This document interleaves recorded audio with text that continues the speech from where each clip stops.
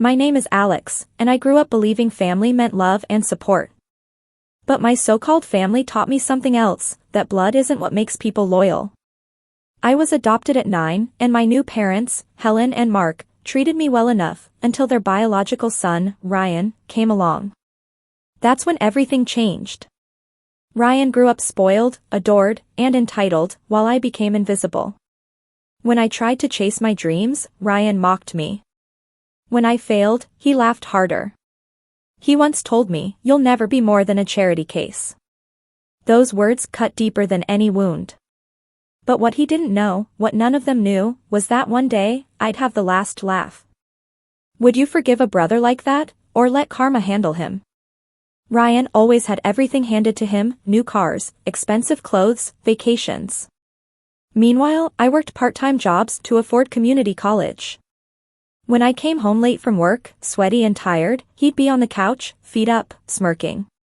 "Some of us were just born lucky," he'd say. I tried to ignore it, but the constant comparisons ate away at me. Mom would proudly tell guests about Ryan's new business ideas while skipping right over my achievements. Once, when I graduated college, Ryan laughed and said, "Congrats, bro, a degree in struggle." That night, I cried alone in my room. Not because I cared what he thought, but because I realized no one else ever stood up for me. Still, I pushed forward. I started working for a small construction company. It wasn't glamorous, but I loved it. Building something from the ground up felt meaningful, unlike the fake perfection Ryan flaunted online. Years passed, and Ryan opened a flashy car dealership with Dad's help. Meanwhile, I was still renting a one-bedroom apartment, saving every penny I could. One day, Mom called. She said Dad was in the hospital. I rushed there immediately, heart pounding. Ryan arrived 30 minutes later, designer sunglasses still on. He barely looked worried. Dad was weak, his voice trembling. He took my hand and whispered, "Alex, I've seen how hard you work. I'm proud of you, son." Those were the last words he ever said to me. At the funeral, Ryan played the role of the grieving son, crying loudly for attention. But I noticed something. Dad's lawyer was there, watching me. Something about his presence gave me chills. A week later, we were all called into Dad's lawyer's office for the reading of the will. Ryan leaned back in his chair, confident as ever. When the lawyer began, I braced myself. I expected nothing. Ryan was mentioned first. He was left the car dealership and a small portion of the estate.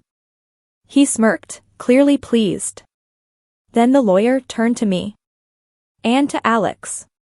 Mark's adopted son, he leaves his personal savings account, his lake house property, and full ownership of his construction investments." Ryan's jaw dropped. "What? That's not possible. He's not even real family." The lawyer looked at him coldly. "It's all legally documented. Your father wanted this." I sat there frozen.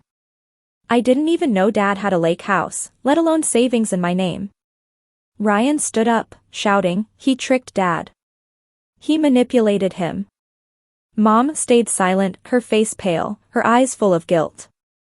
I finally spoke. Dad knew who stood by him when no one else did. I never wanted his money, but I'll honor his wishes. Ryan stormed out, slamming the door so hard the frame shook. That night, I drove to the lake house. It was peaceful, beautiful, exactly the kind of place Dad would have loved to spend time. On his desk, I found a handwritten note. "Alex, you worked for everything you have. Never let them make you feel small again. This house is yours, your peace, your victory."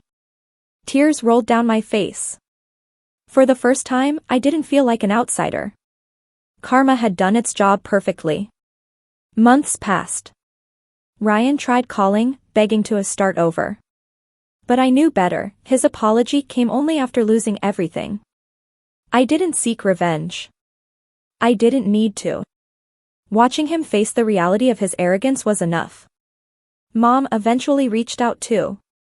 We met for coffee, and she finally admitted, "I should have treated you better.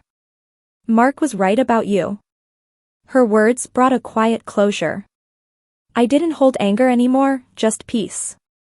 Now, every morning, I sit by the lake, hearing the wind through the trees, feeling grateful that life gave me this second chance. Sometimes I think about Ryan and wonder, if he had been kind, would things have turned out differently? Maybe. But in the end, life has a way of balancing things out. So tell me, what would you do if the brother who once laughed at you suddenly wanted forgiveness? Would you give it, or let him taste his own karma?